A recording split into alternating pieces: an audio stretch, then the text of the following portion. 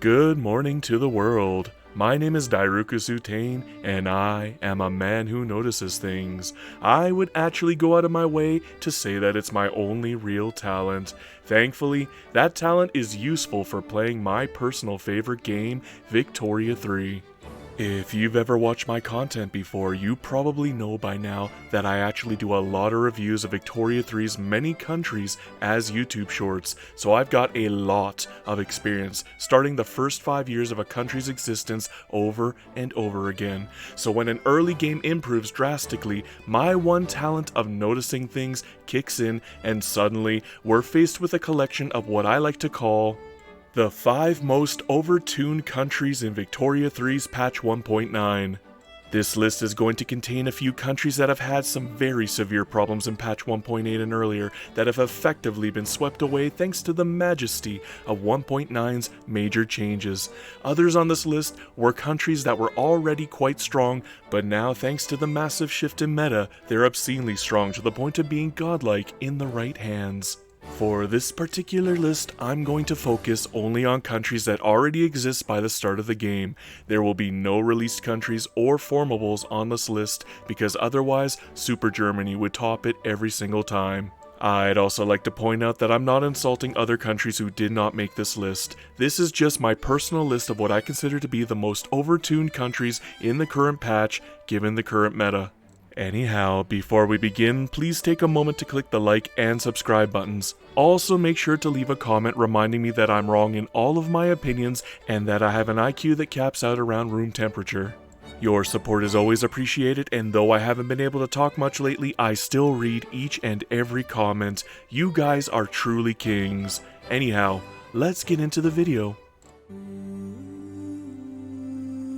What an amazing turnaround we have seen for Brazil, a country I likely would have rated as one of the worst so-called major powers in the previous patches.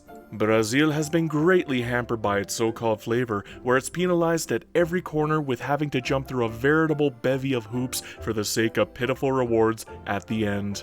Normally, this would slow you down to prevent you from becoming an actual superpower, especially if you haven't been balancing rapid conquest with journal entry completion. Now, the meta has changed. Aggressive conquest is no longer absolutely necessary to be successful as Brazil, freeing you up to simply finish the Ragamuffin War and maybe conquer Bolivia to prevent them from confederating as the only absolute requirements.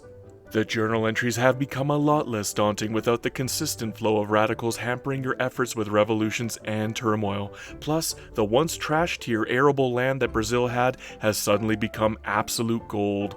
Coffee, tobacco, and sugar are no longer a waste of time. They've quickly become absolute staples across the world, and you can actually prevent other countries from overproducing them simply by trading your plantation goods to them early in the game.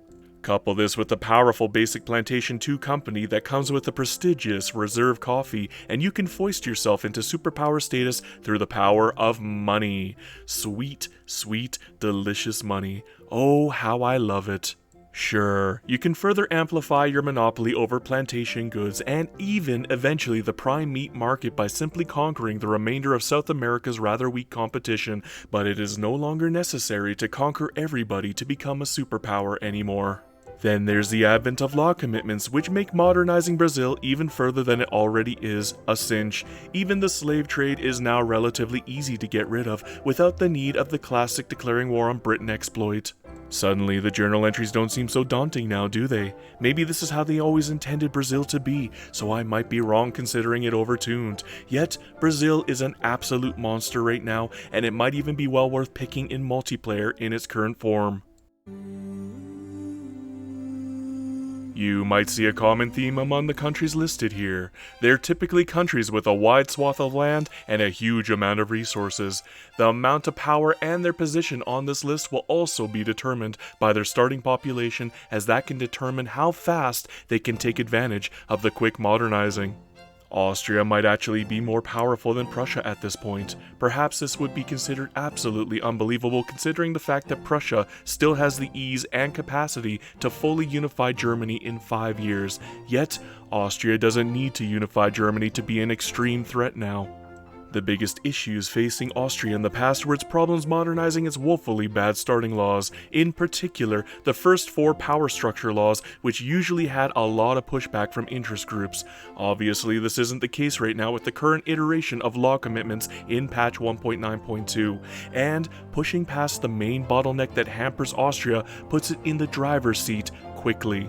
With every country facing the huge innovation nerf, you can actually rise above the challenge by focusing on building insane quantities of universities early in the game. You begin with a sizable amount of construction and plenty of extra money to work with, so it's really not too hard to continually pile up the innovation while the AI still works with its normal teching speeds. Before long, you'll be more advanced than the rest of Europe with the ability to build up on your already obscenely large army and militia. Austria is such a military powerhouse now that I actively advocate people to drop the current ideological union power block in favor of the military treaty to pick up aggressive coordination. That would be because the biggest limiting factor you will face in the early game isn't infamy, but rather diplomatic maneuvers. Use those extra diplomatic maneuvers to break apart countries, such as releasing Bulgaria from the Ottomans, Westphalia from Prussia, Ireland and Scotland from Britain, and Occitania from France. However, what really sets Austria's start apart from other European countries to make it seem overtuned is the fact that it can very easily simply expand into Ottoman Empire territory within day one. Attack Wallachia to avoid Great Britain's involvement entirely, and you can pull the Ottoman Empire into a war they cannot win. Take Wallachia, Bosnia, and even Serbia and Moldavia as subjects, and suddenly you're even beefier than Russia, who you should easily be able to ally with. Then, thanks in part to the quick modernizing, you can turn those partially accepted populations that you just conquered into second-class citizens with ease. Then you can turn your sights to Prussia to reduce them to rubble. If you're teching up quickly, you'll soon overtake them, and they'll never be able to catch up again. What do you get when you take a country whose entire difficulty rating is based on its slowness to modernize due to isolation, and you give them access to law commitments which can help them completely circumnavigate that challenge? You get the beast of the East, known as Japan. It doesn't take much effort for Japan to find law commitment partners out in the world. Making use of moving around the declared interests to different parts of the world to make different friends can open up more possibilities than difficulties.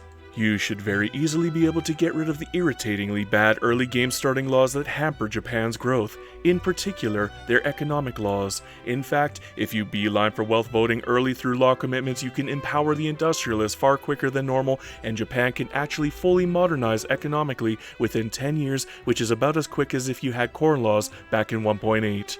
However, the real difference maker comes from the fact that technology all around is a lot slower than it used to be, and Japan is in a prime position to take full advantage of that with its ultra-high literacy. Beeline for a power block so you can grab advanced research, and before you know it, you'll surpass the Western powers in technology should you build enough universities. Then, by making use of your already very high starting population with a very high literacy rating, you can push towards industrializing the country far faster than any competition in the world. Great companies that can help you in this quest are the ultra-powerful Mitsui and Mitsubishi companies. Both companies offer insane coverage for highly useful buildings, and you can even charter them to include motor industries, ports, and even fertilizer.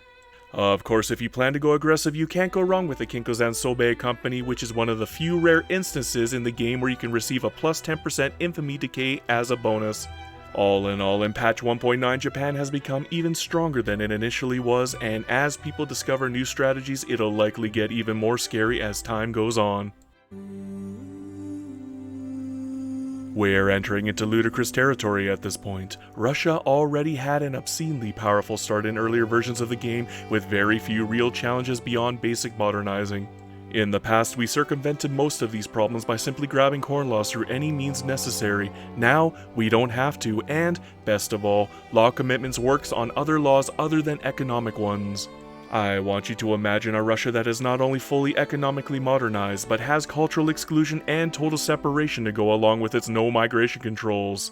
You could play 100% tall as Russia without any actual conquest being done beyond the scripted events in Kazakhstan and the Caucasus, and you will likely end the game with over 400 million population. That is without stacking any bonuses for birth rate or migration. Simply focusing on growing your construction base will naturally increase your standard of living to a point where Russia becomes the hottest topic across the world, and with the wide slew of states across Russia, many of which are exceptional states that should be used as construction hubs, you'll never be short of mass migrations.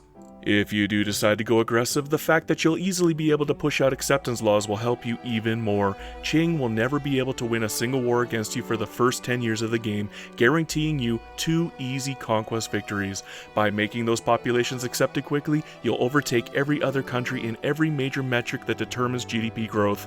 Plus, because Qing is widely ignored by the majority of the world, nobody will even stop you from making those conquests, leaving you the ability to snowball into a massive juggernaut quickly and easily. The only thing you'll need to do from this point on to become unstoppable is to focus on building a massive slew of universities while pushing for a school institution to get your innovation cap up as high as possible. It may take some time, but eventually you should be able to surpass the Western powers in technology, guaranteeing that your Cossack hordes can't be stopped. 366 million people. This number was always amazing in the past patches, particularly in 1.8. It was such an intense number that people have been working their butts off to find ways to modernize Qing and to bypass the irritating Opium War as quickly as possible so they can take full advantage of that obscene amount of people.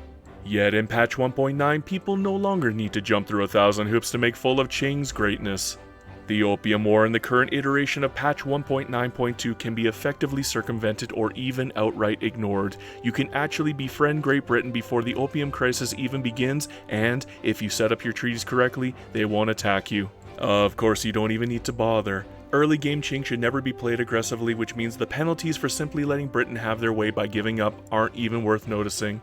Early game Qing should be entirely about modernizing through the use of law commitments. Put your declared interest over on the Rhine, befriend Britain, France, and Prussia, and then use them to turn your backwards country into a forward-thinking juggernaut with enough population and resources to maintain #1 GDP forever.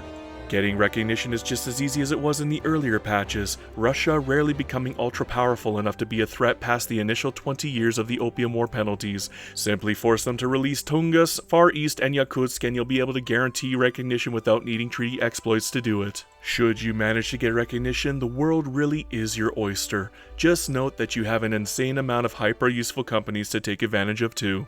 From the ultra-powerful bonuses and buildings of the Jiangnong weaving bureaus to the Hongyang arsenal, which can turn your shrapnel artillery into low-key siege artillery for very little cost to you. Of course, you probably won't need the artillery since Qing has absolutely no reason to go wide and expand into the world. At most, you should probably just protectorate enough countries to guarantee your power block's growth, with actual conquest being reserved for maybe the gold-producing regions of Russia's eastern Siberia. It is still nice to have, however, especially since those beefy bonuses to your already gargantuan armies and militia will make you such a terrifying target that you'll never be bothered by the Western great powers again. Qing really has become an untouchable juggernaut. I'd like to thank everybody who has watched this far into the video. I, for one, would like to take this moment to tell everybody that I told you so when it comes to how great Charters of Commerce and patch 1.9 have been. I think they've been the most successful DLC and patch combo that has ever been released by Paradox. Every time I load up the game, I feel a tinge of pride knowing that Victoria 3 has finally made it, and I'm just happy to be able to share that joy with the rest of you who also love Victoria 3. If you're new to the channel, I typically do rants, playthroughs, and even guides, so if you're into that kind of content, make sure to click the pop-up here to see my 7 early game tips and tricks video for pointers on how to succeed in the new 1.9 patch. Anyhow, good night and enjoy playing Victoria 3. Just always remember, Hail Hydra Cat.